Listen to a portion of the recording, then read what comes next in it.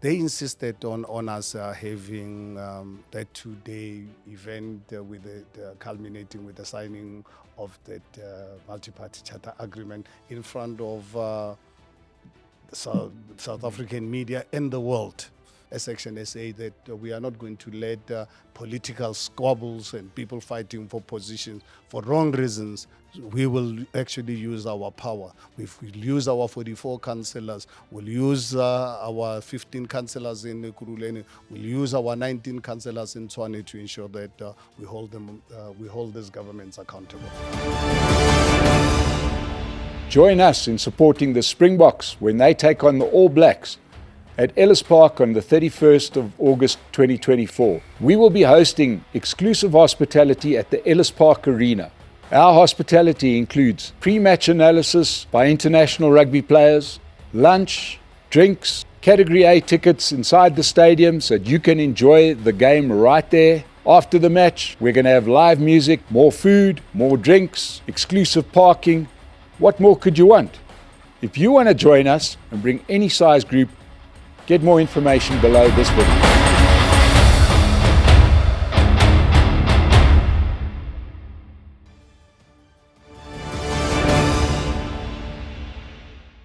Welcome to the State of the Nation, brought to you by Pace Car Rental. Joining us today is Mr. Herman Mashaba, leader of Action SA. Herman, welcome back to the State of the Nation. Wonderful, Mike, to get this opportunity. For some reason, I've not had an opportunity to engage you since the election. Not since the election. We spoke just before the election. And certainly post-election, I've been talking to a lot of analysts or politicians have all been scurrying around doing deals. We spoke before the election. At that point, Action SA was the ultimate unknown as to how you were going to do in the election. Let's first look back at the 2024 election. And as Action SA, were you satisfied with the outcome? I know you had big ambitions. You're a successful guy. Well, absolutely. I mean, quite devastated at the time. I just could not believe it. I remember actually on a Friday while the counting was still going on, and I said I had a massive media press conference, and I said I'm devastated. I can't believe what I'm seeing, but it is what it is, and the voters of this country have actually voted. And 2 days or so later, that's when I called our Senate to go on a start session, the 3rd and 4th of June. Spent 2 days to review and obviously really plan the way forward. I can tell you here, a month or so later, I think I look back at my life, how things have actually developed in a manner that I did not expect. And at the time when they happened, I don't understand. But because I've always personally acted in total good faith, and I accept the situation, but I don't really take it negative. I look at where I could pick up an opportunity. And I said to myself, something has gone wrong. Let me go and actually find out. And I went on the ground myself, started engaging, and in the process, actually feel so relieved. So you can imagine if... Herman, sorry, I just want to make sure that I'm fully understand. You talk about devastated because you expected to do much better. Yes, because I expected to do much better than how we performed. And I could not understand why we did not really do as we expected. And I can tell you without any shade of doubt that few weeks or a month or so later, after these elections, I think I'm so grateful. Why I'm grateful? Because there was no way that Action SA we're clear from day one. That's why we joined the multi-party charter so that we can co-govern. And I'm looking at it that if Action SA had received the kind of results we expected, it was going to be one of the most difficult decisions we needed to make, because public opinion would have forced us to be part of this grand coalition called Government of National Unity.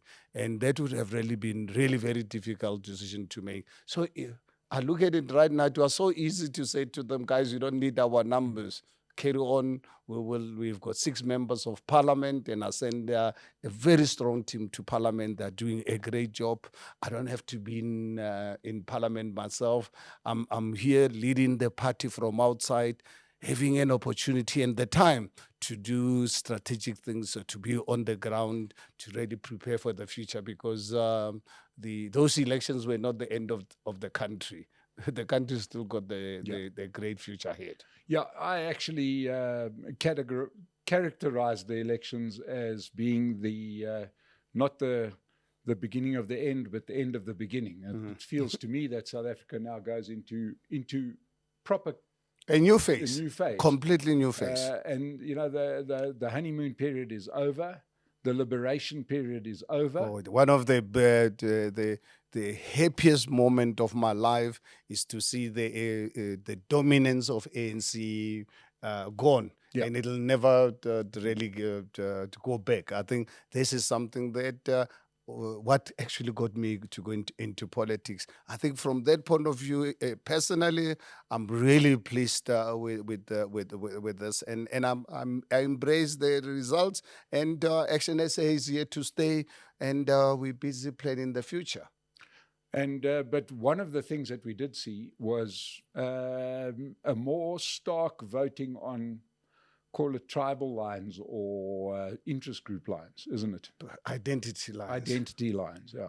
Yeah, no, I think, for me, Mike, that's really something that pained me at the time. And in fact, it does even today, because if we don't really correct it, future generations will pay a heavy price. Because if we're going to live as South Africans, and there's no way we can separate what has happened over the last 400 years, where we're going to live as black, as white, as colored, as Indians, unfortunately, this does not augur well for future generations, because that means our past will live with the future. And the success of this country is totally dependent on all of us. We must first be South Africans. If we're not prepared to embrace this, Mike, South Africa will one day turn into something that I dread to even imagine. Because what you're going to find is that you're going to really find political parties actually using race to blame one another and so forth. So for you as Mike, every time you do something, you'll be blamed for whatever. Then if I do something as a black person, I'll be blamed. So I think we need a South African identity. We need to put South Africans and accept us as South Africans. I think the reason why personally I so admire the American system with all their problems, but right now you go to United States, Americans are Americans. And as you can imagine, that country was built almost along the same lines as South Africa. But the patriotism of the Americans, being American, and unfortunately, there's something that's actually missing in my country. And I thought after the 1994 elections, with Desmond Tutu eloquently selling this idea, it really resonated with people of the world.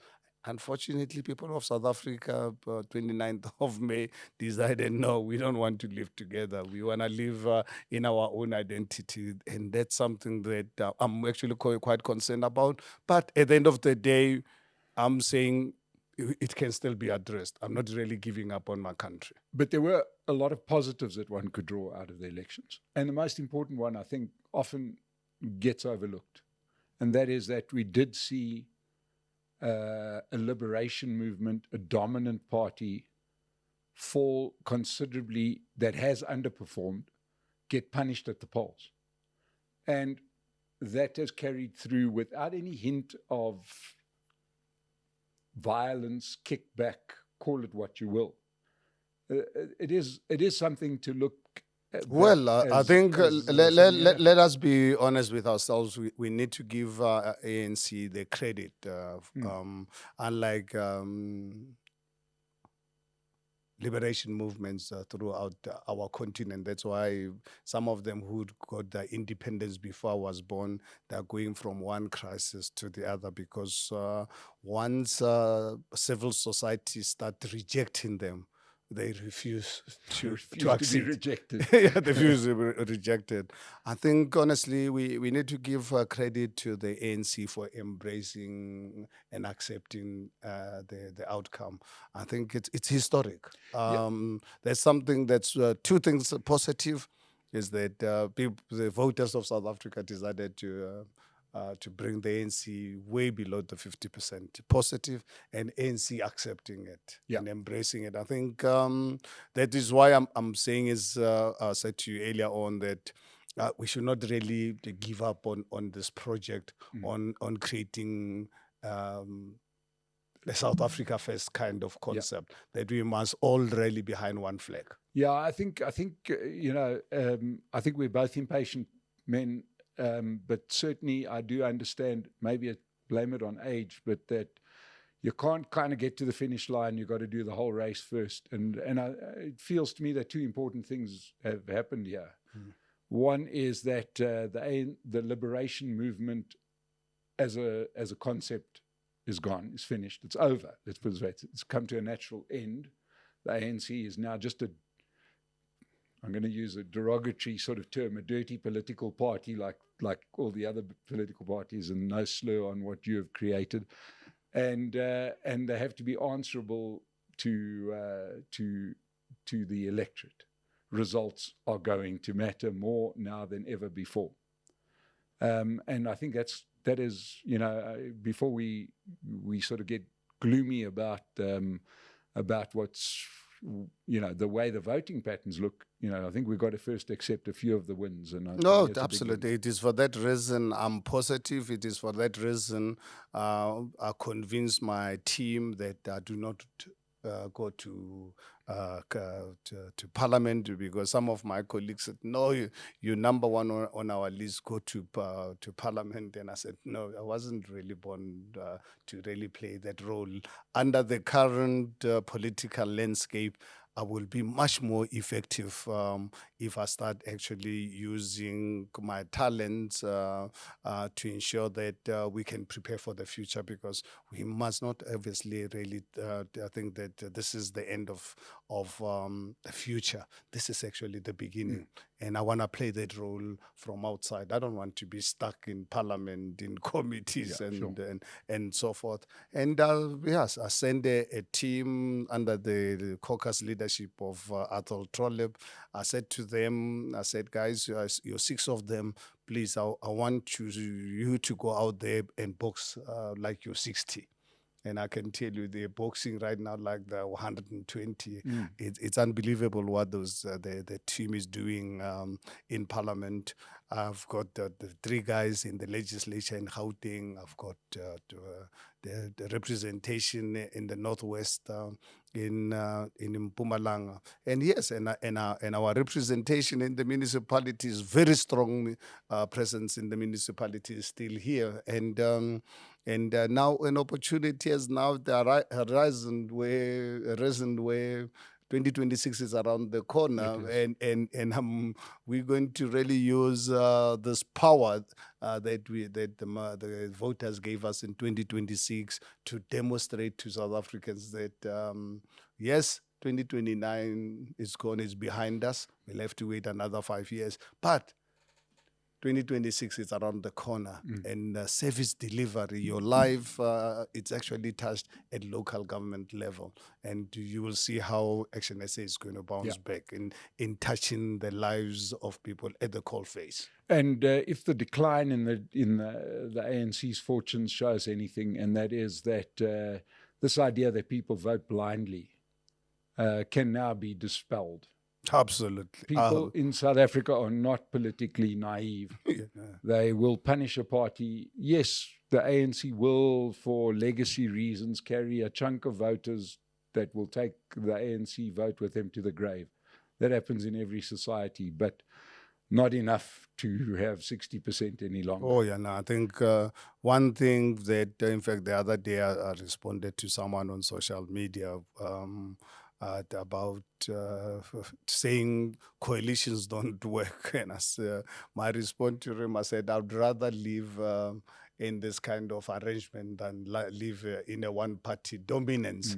I think if you look at what the National Party did to this country since 1948 until 1994, one-party dominance, and look at what the ANC's dominance did there for 30 years, unbelievable damage to this country. I said, I'd rather live in an environment where every 5 years or every 2.5 years, I live in a country where I have an opportunity to decide who governs, whether they govern a coalition or not. But to be governed by one party dominance, I don't want to really live in a country like that, or being governed by a dictator. So if you are saying coalitions don't work, unfortunately, coalitions are a consequence of voter decision outcome. It's not something that political parties like Action SA, we don't go into politics for, to really go into coalition. We prefer people to give us outright majority. But under the current South African environment, no party going forward is going to be dominant. So we have to accept the fact that we're going to live for many years. And I think I'm actually quite grateful, and Action SA is going to really be part of ensuring that we have a coalition, and it's up to the voters to ensure that they punish those political parties that do not accept the outcome of the elections. So now let's look at the aftermath of the election. Obviously, as far as Action SA goes, you were one of the leading voices in the establishment of the Multiparty Charter, which got together in great hope. And I suppose the best way to put it, kind of fizzled out with the results of the election. Well, I think, Mike, fortunate there's enough evidence of the multi-party charter that started for the wrong reasons. I think one thing that I've learned about politicians in this country, dishonestly, it's a part and parcel of their DNA. So it's really very difficult. We questioned personally, they may not even involve the party, because obviously really knowing, particularly the DA, from day one, I knew they had no intention of honoring what they committed. And throughout our engagement with them, we used to give them evidence of saying, you guys are negotiating in bad faith and you're putting us in a very difficult situation. And they proved it. And let me tell you why I'm saying is actually they proved their dishonesty, in the sense that they insisted on us having that 2-day event with culminating with the signing of that multi-party charter agreement in front of the South African media and the world. And I remember on the day of the signing, an hour before, they wanted a clause to stipulate that in the event we don't get outright majority, each party must decide their own way. But we said that then there's no point in forming this multi-party. So after hours of deliberation, we then said, guys, let's not really waste time, because we as Action SA, we're not going to sign this agreement. Let us commit that we will not work with the ANC. So let's have two clauses. A clause that applies to all of you, that you guys are saying, in the event of us not getting the coalition, we don't get the majority, you guys are prepared to exercise your options, which is your right. But we want to have a clause specifically applicable that applies specifically to Action SA, that will never work with the ANC. So eventually, there's some sense knocked into them, and they accepted, because we were running out of time. An hour before, they then acceded. But you could see that these guys we signed that agreement with no real intention. And let me now fast forward to the 29th of May, the elections. You remember they happened on a Thursday. Um, uh, Results started coming out. And on Saturday, before even IEC could actually declare elections free and fair, the ANC, IFP, and Freedom Front Plus started negotiations with the ANC. And you look at that contract, it actually stipulates clearly that you cannot negotiate with the ANC. But it allowed parties, in the event you want to pull out of this, you must resign from the agreement because you are in breach of the agreement. So when they called the meeting on Saturday, by then they'd already started negotiations with the ANC. So they called the meeting. We thought they're coming to tell us that they've decided to resign from this coalition so that they're not in breach of an agreement. Because when you sign an agreement, it's morally binding. It might not really be legally binding, but you can't sign an agreement in front of the nation that that impacts on the lives of people, and you are prepared to defy them and not really respect them. So they called this meeting on Saturday, and in that meeting they were waffling until when we said, "But guys, why did you call this meeting? Are you guys? Can you tell us how far are you with your negotiations with the ANC?" Initially, they were denying, and we said we want you guys to give you the evidence. That's when they started admitting that no, these are not these are informal negotiations and so forth. That's why a few days later, Action SA decided to resign so that we are not in breach of an agreement, so that society can know we signed an agreement, and here's the agreement. In the event that you don't want to be part of it, you will resign so that we do what is morally right. Yeah. But for these parties, even up to now, they are still bound by that agreement, but they are in breach of it, and they don't see anything wrong with it. Yeah, look, I mean, I suppose and we're going to get on to agreements in a second because there's a couple of agreements that haven't been stuck to.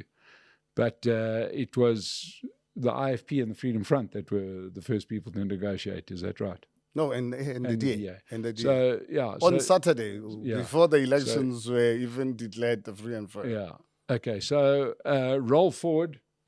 I presume it came as very little surprise when the ANC and the DA started, and the IFP at that point started their little toenadering. I presume at that point you could see it coming. And it's led to this massive government of national unity with something like 10 parties involved. How do you feel about what has transpired? Look, I think fortunate enough for us as Action SA, when ANC approached me, I said, please, they actually sent one friend of mine from senior ANC person who we're very close, came to see me, spent 2 hours to convince me. And I said, please, guys, you don't need our numbers. Continue with the other parties. And I'm grateful that we declined the participation because they don't need our numbers. And a few weeks later, really completely shocked. And I remember I was overseas on vacation because I was tired. I needed a break on my own. And I see the biggest cabinet on earth emerging out of this. And I said, my goodness, I'm happy I'm not part of this because I would not have accepted such abuse of public funds in a country with 54% people living below the breadline, with the highest unemployment rate in the world, with our debt levels at over 55 trillion rands. So there was no way we would have accepted to be part of this, but it's water under the bridge. Let them continue. What we are happy about is that they avoided ANC falling into the EFF MK, because that would have been really very, very, very bad for our country. The only challenge that they're facing is how are they going to navigate sustaining this relationship, because these are 10 parties with divergent kind of policies and agendas. So I think we will pray for them that they succeed for the sake of our country. How they're going to do it, unfortunately, we're not part of this, but I really hope that they succeed for the next 5 years to avoid MK getting closer to ANC, because that would really be terrible for our country. Yeah. Okay, so in the spirit of agreements not really meaning much, clearly karma is a bitch, as they say, because immediately the agreement that was set in place between the two main parties from a numerical point of view in this coalition, being the ANC and the DA got theirs straight back because the ANC wouldn't stick with what was agreed, where they wouldn't give them cabinet positions commensurate with their numbers. I think I find it really very strange for the political parties in a coalition arrangement to really be more concerned about positions than principle. Let me give you an example. Look at Action SA after the 2021 local government elections. With 44 councillors, 16% of the vote. You look at our representation in Tshwane. You remember, we are strategized to put the DA into government in these 3 metros, and how difficult it was for them to give us position in line with our representation. But for us was not an issue, including actually when we had their own mayor, Mpho as the mayor, when the ANC managed to mobilize to get the PA on their side, and PA actually left our coalition because of the abuse by the DA. PA didn't really leave for any other thing than the arrogance. They wanted more seats, the PA.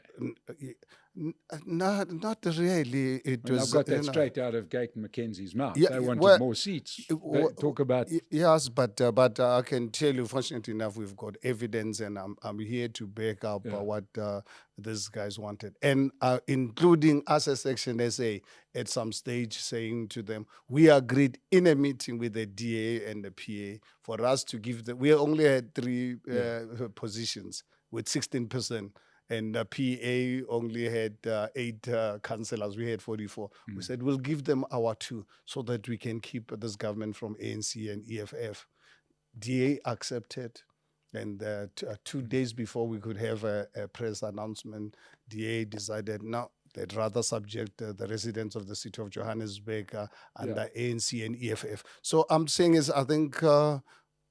sometimes, or if South Africans are not going to accept to negotiate and really be able to not really be more focused on positions than actually what is in the best interest of South Africa. If you've got a strategic person like Gayton McKenzie at the time in the city of Johannesburg, needed more seats, so what? We said, that's why for us as Action, they say, we said we'll give them our 2 seats so that we can keep we can keep this government together, because if not, we are going to subject the residents of the city of Johannesburg to ANC EFF. Look at what look at where the city is right now. Which brings us to the matter of the city, because that's obviously what is dominating the news.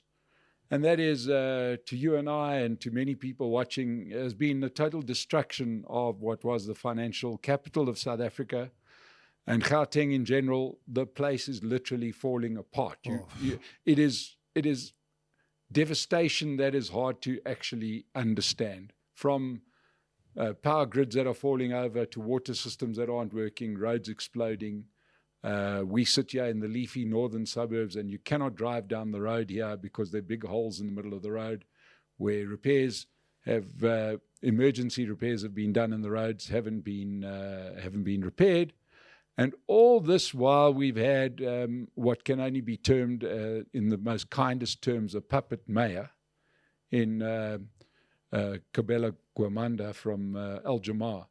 But you have chosen to throw in your weight with the ANC and Al Jamaa and the EFF. Is that correct? To keep to fix up Joburg? It's not as simple as that, or correct as how you're presenting it. I think look at it in the right context. The city of Johannesburg, when I took it over in 2016.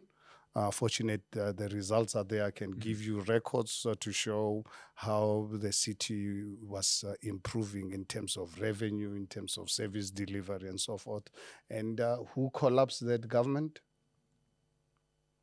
The DA collapsed the government, accusing me of using the residents' money to provide services to poor communities. And since that time, it's been one disaster after the other, including up to 2021, where we actually pushed them to really be in government. Okay, so where has the disaster been? Because it seems to me that the disaster we talk of is in the rate-paying areas. You know what I mean? If you look at the streets that are blowing up, they are not in the poor areas, they're in the formerly affluent areas. If one looks at the decline in the services, it has not been in the poor areas, it's been in the rate-paying areas. No, right? No, Michael, totally disagree with you. Let me tell you something. I'm 64, I'll be turning 65 next month. I lived 34 years of my life under an evil system of apartheid, where literally in the village where I lived, where literally there were no services whatsoever. And I remember after the birth of the new South Africa, when we started having the water provision in our villages, started getting electricity. And I remember my white colleagues would obviously start complaining about the things deteriorating in their areas. But I said, guys, we're seeing improvement in other communities as well. Government can only do so much. Unfortunately, ANC actually lost the plot. They started well under Nelson Mandela, including the first term of Thabo Mbeki, but things started really going bad. I can tell you, if you think you don't have services in the suburbs, please go to Alexander. Alexander is worse than before apartheid, and so I think it's not just really a question of services dropping in the leafy suburbs. Services in the black areas are non-existent. Yes. But what I'm saying is that we, through some of the actions of from the 1980s, we've got very limited rates money coming in from underprivileged areas. So now we've got a situation where services are collapsing everywhere, and the city's bankrupt. Yeah, but Mike, I think if we as South Africans we are not prepared to accept that the black people in poor areas are not poor because they want to be poor. No, 100%. They were made poor by many years, 300 years or so of colonialism, apartheid, and 30 years of ANC misrule. So for anyone to say, I think for me was a deep, and it is. It still pains me. It comes in like it's peer every time I remember the argument and the debates we had when the DA said to me, I'm taking the residents' money to provide services, to provide them with toilets. And I said, these people don't want to really live like this. They did not put themselves in that environment. They were put into that environment by many years, including ANC's 30 years. So we need to really correct them. But if you look at the time when I was the mayor, look at how many substations, how many roads we taught, how we spend more money on water rectification and sewer system. So it's not like we're not doing anything in the suburbs. Suburbs had issues where we've experienced massive housing development, but the infrastructure servicing them was the infrastructure built by the apartheid government. For low density. Yeah, so I've focused on ensuring that people do not really have to really lose water. Their sewer network is working. The substations are geared for future expansion and so forth. But at the same time, I needed to provide, while I was busy with the inner city rejuvenation, so that poor people can really live in the city with the private sector building affordable accommodation. In the meantime, I needed to really give people portable toilets, mobile clinics. Yeah. And DA was against this. Yeah, but let's roll forward now, because the person probably most responsible for the theft of billions is the bag man, the guy who managed the money, and that's Dada Marero, right? And he's about to become the mayor, isn't he? Well, I don't know. How do you know this? Because right now, our negotiations with the ANC is that they've got to remove the Gwamanda, and who they must decide. It is not really our decision. They must just give us a credible person to run the city. What happens if they don't give you a credible person? What happens if they give you Marero again? Well, what have we? Well, unless we can have evidence that Dada Morera has been involved in massive corruption. And I think, let me clarify something with you, Mike, that for us as South Africans, we must not really have one standard.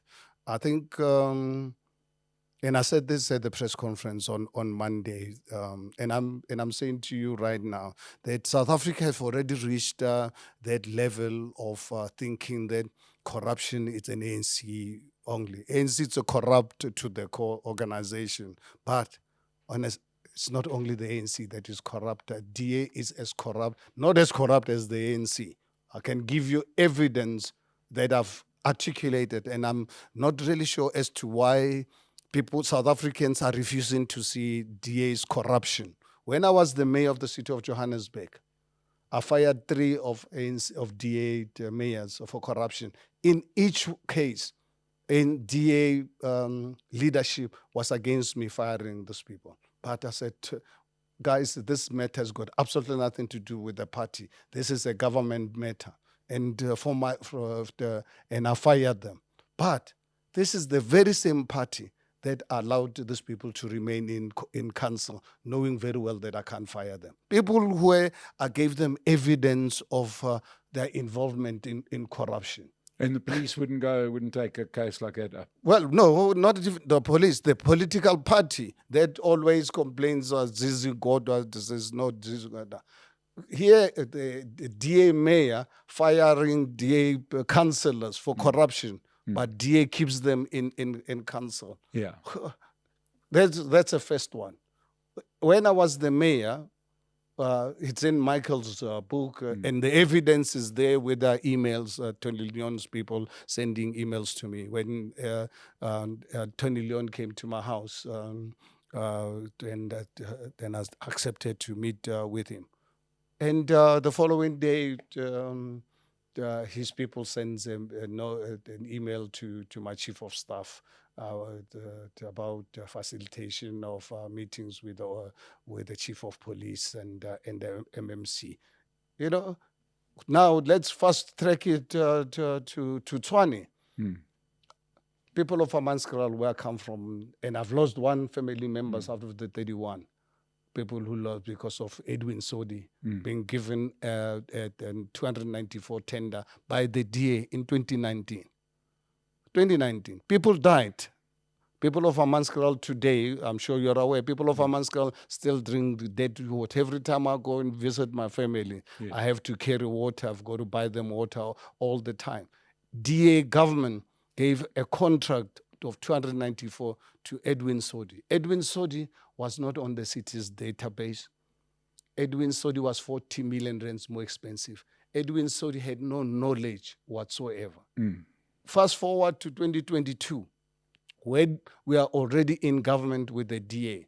They bring in a report for 26 billion rands unsolicited bid, and expected us to vote for this with already identified the supplier.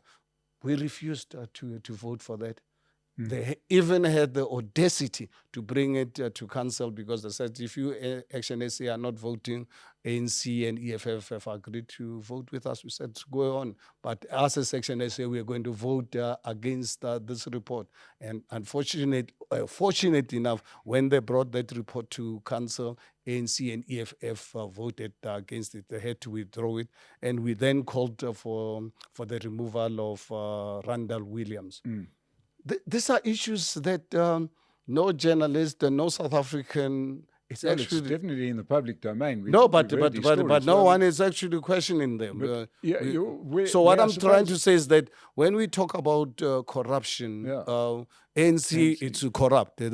But let's not really say ANC is the only political party that is corrupt or presides over corruption. Yeah, the very same thing with DA. We don't know what they're doing in the Western Cape. We hear certain things, but I can only give you the ones where I've got evidence. I'm talking about the ones that I have evidence that nobody can question.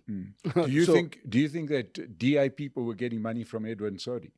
Well, let them tell us, because this matter now, you can imagine, it took us actually to have motion of no confidence. A motion to have the inquiry being conducted, because they were refusing to cooperate with us.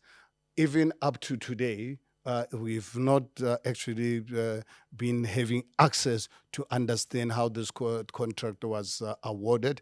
They've only just charged 3 officials. And you know what? How they charged them with such a lousy punishment that they wanted them to suspend them for a month, or to deprive them of a salary for a month. That's all. And we rejected that. Now these people are out at home receiving salaries, and nothing is moving. We keep asking.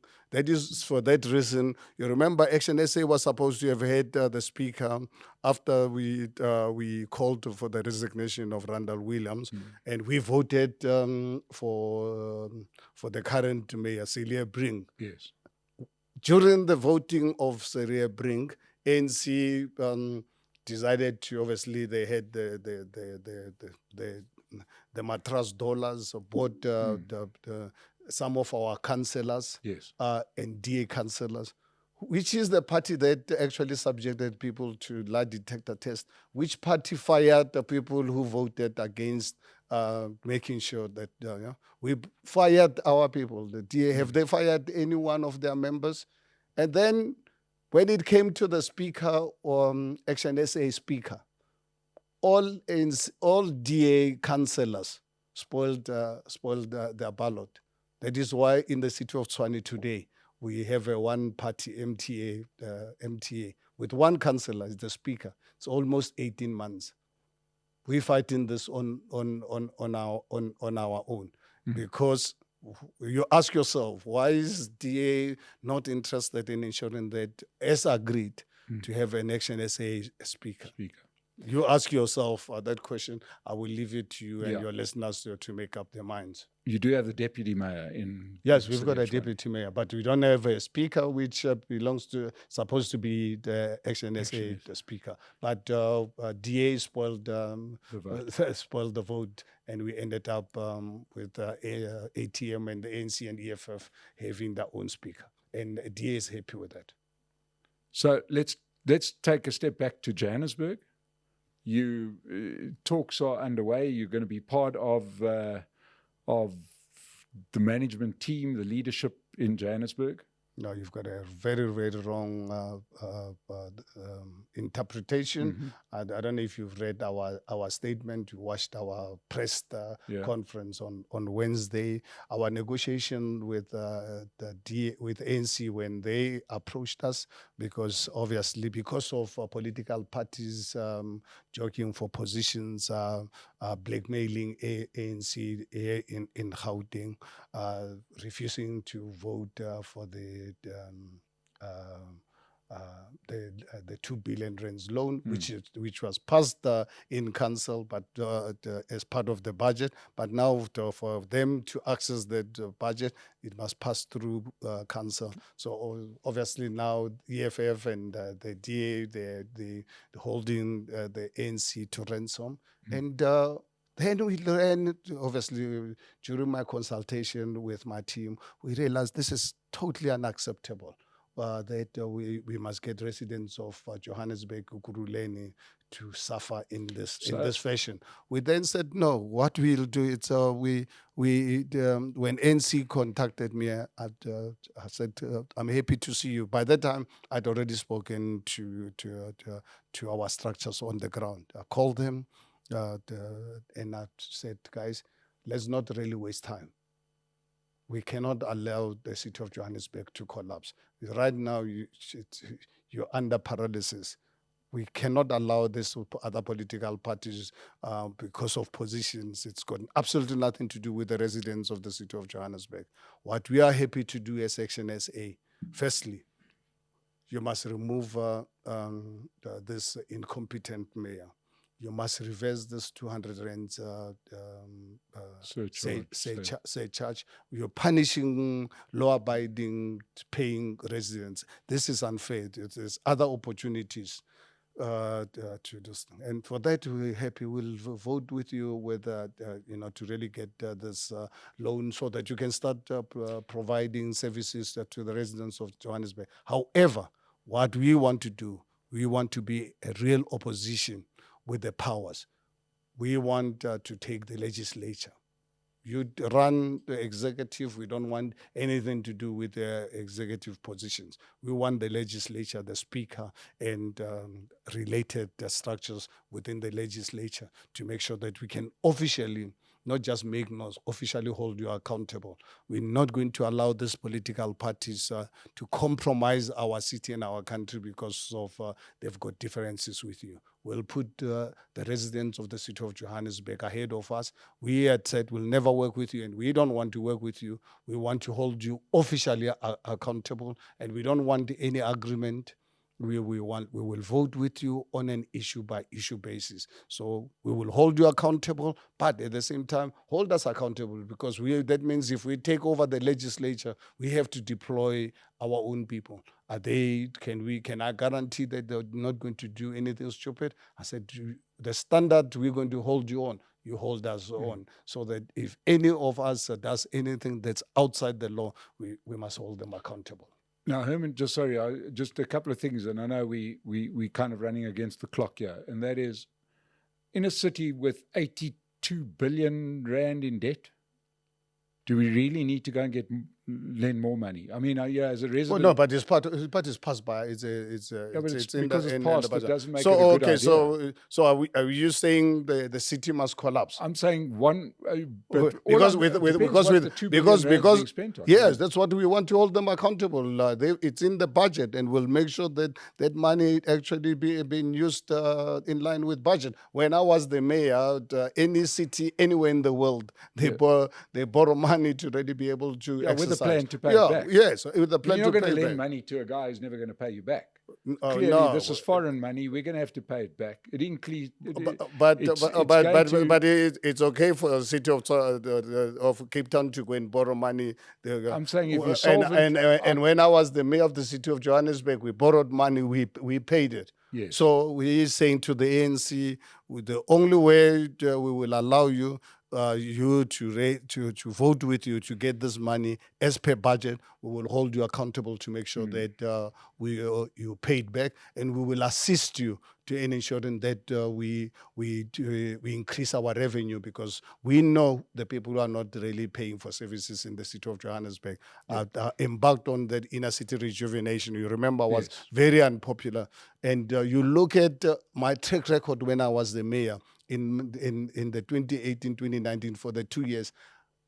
Literally every month we were having record-breaking revenue collection. Okay. Because we went out make sure that we did not really tolerate illegality in our city, and we said to the ANC, instead of punishing paying people law abiding, let's really go after those people and we'll hold you accountable. But anyone to say that the city must collapse because it's the ANC. No, not because of its ANC. I'm talking about city. You can't give the drunkard the keys to the bottle store. Who must we give it to? Well, I'm saying who must we give it to the DA? No, all I'm saying is probably somebody who can do a better job. Who? Whoever, and you have power. You have power within there. Who will do a better job? DA. I don't know. Somebody who's more. They've gave an order to tender to Edwin Sodi, killed the 31 people in Amaskal, including one of my family died from cholera. They refused me to provide services, just portable toilets. Do you think I must entrust the responsibility to the DA? Because if you are saying it's either Action SA must allow the city to collapse, and we are not going to do that because of political. You don't think squabbles. The city has collapsed? It's almost on the verge, because you keep on talking about it like it's something to be avoided. I do not see a city that hasn't. I can't see one aspect of the city that hasn't collapsed. You virtually have not a street light that works. That is why we are saying we want to really hold them accountable, because when we run the legislature, we're in a powerful position, because we can hold them accountable on delivery, because we will hold all the key Section 79 committees, so that every department must obviously operate in line with the budget. Anyone stealing money will be able to really know it. No report will come to council with malfeasance and so forth. So that is really where we're coming from as Action SA, that we are not going to let political squabbles and people fighting for positions for wrong reasons. We will actually use our power. We'll use our 44 councillors. We'll use our 15 councillors in Kuruleni. We'll use our 19 councillors in Tshwane to ensure that we hold these governments accountable. Will you continue to support the current mayor and city of Tshwane? Well, we very clear. The only thing what we need in Tshwane is a speaker, and that's what part of the negotiations, because the DA is not prepared to assist us in having the speaker in Tshwane. The only thing what we said to the ANC as part of this deal is that you must remove that speaker, because DA has been making it difficult for us. Right now, we're supposed to be going to court in September, so avoid us going to court spending money. Remove this person so that Action SA can take the speaker's position, so that the speaker must hold the DA government accountable. Yeah, because there's obviously issues with the waste management, where one of the ANC councillors, George Machila, has been threatening the accounts people, saying that they don't want to. Well, why is the mayor allowing it? I'll tell you, remember when I was the mayor in the city of Johannesburg, when I took over, that city was dominated by ANC cadres. I was on a roll in ensuring that we remove those who were not really prepared to accept us as a new government elected by the people. And you look at the DA in Tshwane. Even up to today, I cannot understand. Since 2016, DA has been running Tshwane since 2016, running with ANC people. Why they did not really fire them up to today, only DA can tell you why. and everyone fought with me. Remember the media, everyone. I used to be accused of getting rid of experienced people, and I used to defend myself, and I said, no, I'm not getting rid of experienced people. I'm getting rid of experienced crooks, and I'm not going to keep them. And I was not the darling of the media, and obviously exacerbated by my attack on illegal, undocumented foreigners. But no one was, I was not prepared to let anyone silence me. And so Msimanga Twani operated with with ANC people. They're still operating with ANC people in the city of Tshwane. When it's so easy to handle this matter, just do skills audit, do lifestyle audits of these guys. Why DA it's continuing with us, but I think DA has always wanted to work with the ANC. This plan dates back to 2018 and 2019. Fortunately enough, I was the first person in this country to expose their relationship of wanting to work together. And I was going to be the first one to be removed. But fortunate enough, because I wasn't born yesterday, I got to know about the secret meeting. So this grand coalition, what is called the Government of National Unity, it's not something that happened today. It's been planned for many years. The idea has always been really very comfortable to work with the ANC. And I can tell you that Edwin Sodi contract in Tshwane, you can go back to look at it. Happened at the time when negotiations were happening between Hendon Zille and the ANC to remove me as a mayor. So, but we'll have to see once I can tell you we are going to go deep into this matter to see if there was any political interference, because why I'm saying I have this feeling, it's because when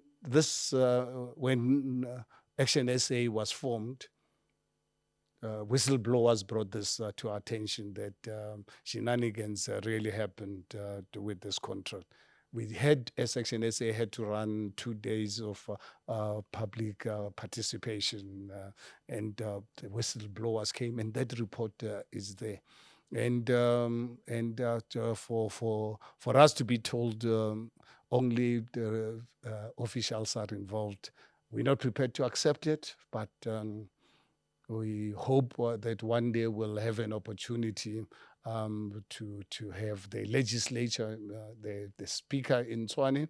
And as soon as we have the speaker in Tshwane, we are not going to shy away from this. We are not going to apologize to anyone. We are going to investigate this matter to see if there was any political interference. Well, Herman Mashaba, we started off by saying, by discussing Action SA's performance in the election and what voters are looking at. And voters are looking at people that are actually prepared to make a difference.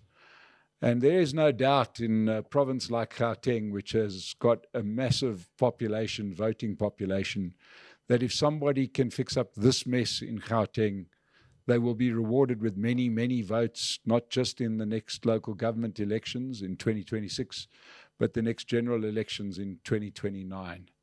You know, it's a tangled web here in Gauteng. Who knows? There seems to be a lot more that we don't know. And we are grateful to people like Herman Mashaba that are prepared to pick up the cudgels, have the fight, and hopefully bring it out into the open, because throughout the whole of Gauteng, with the 3 big metros and a couple of big other municipalities, something needs to happen, because the city is not going to fail. It has failed already. We are hanging on by a thread. Herman, thank you so much for joining us again. Thank you for the engagement, and keep up the good work of playing the role of really engaging South Africans, because the success of South Africa is dependent on you with the kind of work that you are doing. Thank you so much, Herman. And thank you to everybody that joined us today. Support Pace Car Rental and subscribe to The State of the Nation. We'll see you the next time. Thank you.